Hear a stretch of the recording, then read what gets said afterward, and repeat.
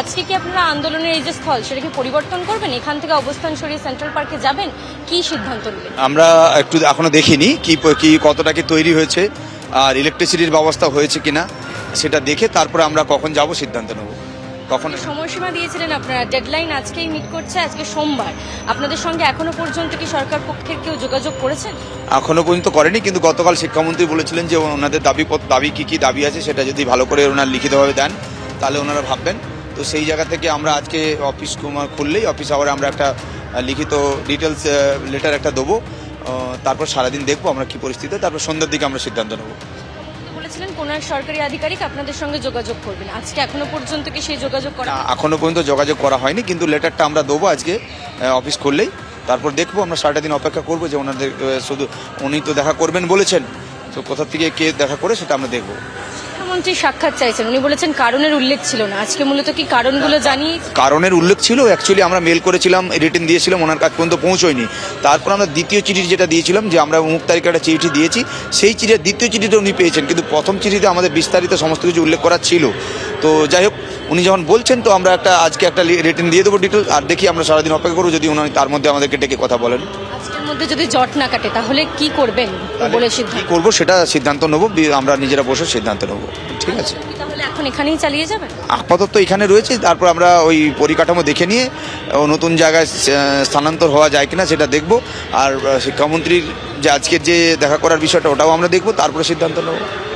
ওরা একটা কথা বলেছেন সেটা আমরা শুনেছি, আমাদের দপ্তরের পক্ষ থেকে নিশ্চয়ই কেউ না কেউ কালকে ওদের সঙ্গে যোগাযোগ করবেন এবং একটা যে চিঠি ওরা দিতে চাইছেন সেই চিঠি ফের ঘুরিয়ে একটা ঠিকঠাকভাবে ফরম্যাটে যেতে দেন, সেটার আবেদন আমাদের সরকারের পক্ষ থেকে আগামীকাল কোনো সরকারি অফিসার নিশ্চয়ই করবে। আমরা আজকেই ওনার কাছে আমাদের দাবি দেওয়া এবং রিভিউ পিটিশনের যে ব্যাপারটা সেটা আরেকবার আমরা পৌঁছে দেব। আমরা আজকেই আবার ওনার কাছে চিঠি পাঠানোর ব্যবস্থা করছি। আমরা চাইছি অবশ্যই আলোচনা হোক এবং সেটা শিক্ষামন্ত্রী বা মুখ্যমন্ত্রীর সাথেই হোক। তুমি দেখেছো চাকরিহারা শিক্ষকদেরকে পুলিশের তরফ থেকে নোটিশ পাঠানো হয়েছিল।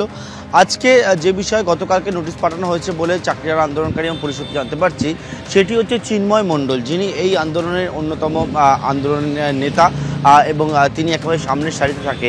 সেই চিন্ময় মণ্ডলকে নোটিশ পাঠানো হয়েছে, ওনাকে হোয়াটসঅ্যাপে নোটিশ পাঠানো হয়েছে, পাশাপাশি কিন্তু ওনার বাড়ির যে ঠিকানা স্থানীয় থানা, সেই থানা মারফত নোটিশ পাঠানো হয়েছে এবং সেই নোটিশ পাঠিয়ে আজকে বিধাননগর উত্তর থানায় যে মামলা হয়েছে তার পরিপ্রেক্ষিতে বিধাননগর উত্তর থানায় বিকেল 4টের মধ্যে চিন্ময় মণ্ডলকে হাজিরা দেওয়ার জন্য নির্দেশ দেওয়া হয়েছে এবং এক্ষেত্রে এই মামলা যেহেতু তদন্ত করছে বিধাননগর কমিশনারেটের গোয়েন্দা বিভাগ, সেই গোয়েন্দা বিভাগের যিনি তদন্তকারী অফিসার তিনি কিন্তু ওনার সঙ্গে কথা বলতে চান। মূলত যে বিষয় উল্লেখ করা হয়েছে নোটিশে, এর আগেও যে নোটিশগুলো সার্ভ করা হয়েছিল অন্যদেরকে, সেই একই কথা সেখানে উল্লেখ যে 15টি ধারায় মামলা হয়েছে, জামিনযোগ্য ধারাও রয়েছে, যার মধ্যে বলা হচ্ছে সরকারি কর্মীকে কাজে বাধা, সরকারি কর্মীকে মারধর করা, সরকারি সম্পত্তি নষ্ট সহ একাধিক বিষয় রয়েছে, সেকেই তাদেরকে জিজ্ঞাসাবাদ করার প্রয়োজন রয়েছে এবং সেই মধ্যে আজকে বিকেল 4টের মতো বিধাননগর উত্তর থানায় এসে ডিডির যিনি তদন্তকারী অফিসার রয়েছেন ওনার সঙ্গে দেখা করার জন্য নির্দেশ দেওয়া হয়েছে। অন্যদিকে এটাও উল্লেখ করা যে নোটিশে যদি আজকে না আসে বা নোটিশ যদি কমপ্লাই না করা হয় তাহলে আইনানুগ ব্যবস্থা নেওয়া হবে।